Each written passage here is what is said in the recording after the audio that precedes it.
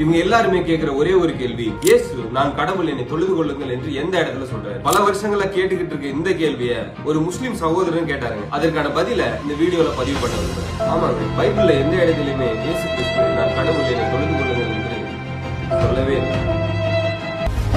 ஆனா குர்ஆன்ல சொல்லி இருக்கிறார். பார்க்கலாமா?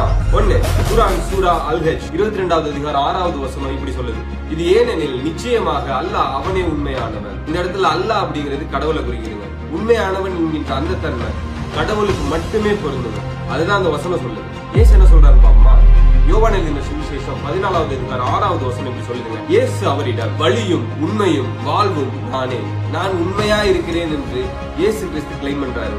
ஒரு விஷயத்தை நான் சொல்ல விரும்புறேன், எந்த ஒரு நபியும் நான் உண்மையுள்ளவன் என்பதை கிளைம் பண்ணவே இல்லைங்க. இயேசு கிறிஸ்துவை தவிர யோசிக்கிறேன்.